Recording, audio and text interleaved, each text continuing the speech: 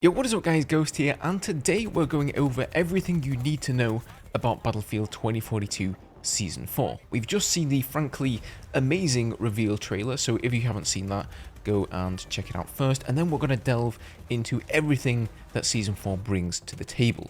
As always, if you enjoy the content, feel free to subscribe so you don't miss out on any future videos. I will be covering Season 4 extensively, so if you're interested in that, here's where you can find it.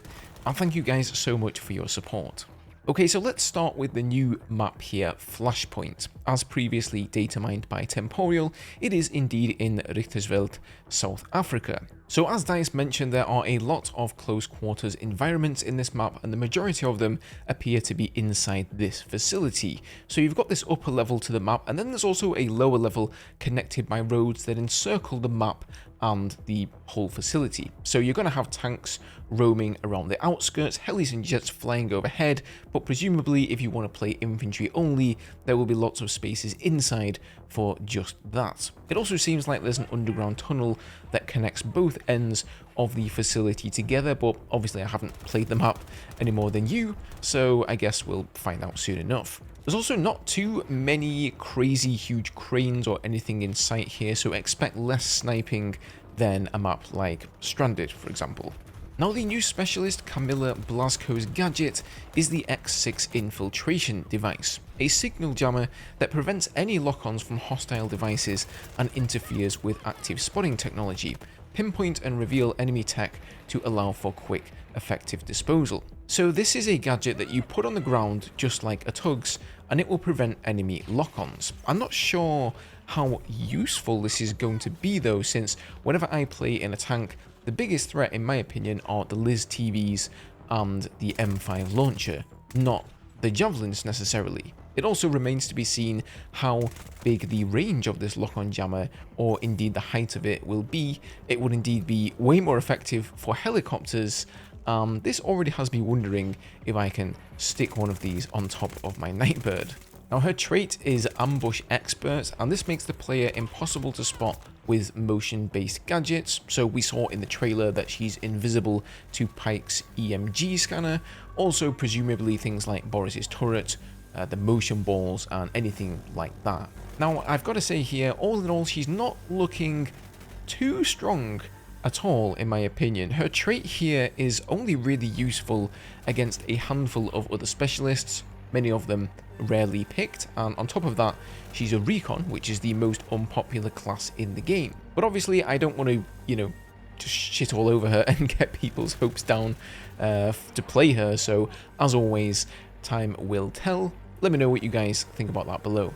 Now, we've also got a new gadget, the SPH Explosive Launcher. We saw this in action in the trailer too, and as you can tell, it's basically a sticky grenade launcher, used here to smash a giant hole in the wall of this building. And let me just say, it's always nice to see DICE bringing back some more destruction and levolution again. Initially, upon hearing about this gadget from Temporal, I assumed it was an anti-infantry weapon, but perhaps it's actually designed as more of a breaching charge type thing. Otherwise, it could be incredibly overpowered, and I think it definitely has the potential to be just that. It is looking like an assault-only gadget though. It definitely fits that class. We also see McKay here using it, and according to Temporal, one of the unlock criteria is kills with assault rifles. Okay, next let's discuss the new vehicle. So this is the Cav Brawler. It's an IFV-like infantry carrier, so it'll almost certainly share a spawn with either the MAV or the Wildcat. What seems to set this vehicle apart from the others though is that you have multiple seats for infantry where they are able to pop up and shoot directly out of the vehicle. So you could have somebody with an anti-air missile, you could have somebody with an M5, or just, people raining hellfire from the sides onto the infantry. Although you do, of course, still have a main gunner turret that is presumably controlled by the driver, and then a secondary gunner position as well.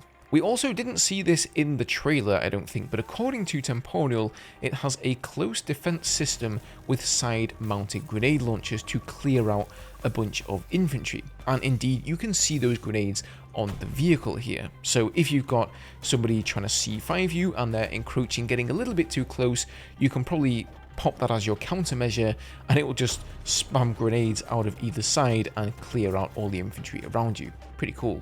It also has the cyber warfare protection system that will block any sort of hacking attempt, so, you know, RAW won't be able to pest you. I'm guessing they are probably going to be in the same gadget slot there, so you can only take either the cyber warfare protection or the grenade launchers. And finally here, let's run over all of the weapons. So this season actually has 4 new weapons, more weapons than we've seen in any of the past 3 seasons. So we've got the RM-68 assault rifle, the AC-9 SMG, the RPT-31 LMG, and the Super 500 shotgun, which is a sidearm.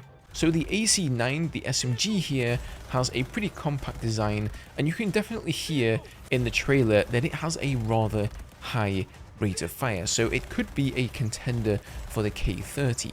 The new LMG sounds incredibly meaty and is without a doubt the slowest firing LMG in the game. At least if the trailer is anything to go by, they could have just changed it, and obviously they put in sound effects in the trailer, so it's not set in stone, but it certainly sounded like it was somewhere around 5, maybe 600 rate of fire. So expect that one to have some very high damage on it there to compensate. I think the star though here from the trailer has to be the Super 500 shotgun, where she just, you know, this is Sparta's that guy with the shotgun down the hole there. We've had something like this before in Battlefield 4, the shorty shotgun. However, how good is it going to be? Will it rival the almighty G57 or not? I guess time will tell. So Season 4 is looking like a blast. I'm still a bit miffed that we aren't getting another jet, but the content that we are getting still looks really solid. Talking of things that are solid, DICE's new Easter egg is just that. So if you haven't unlocked it yet, what have you been doing with your life? Go and check out my guide, launch that cruise missile, and bask in its red glow.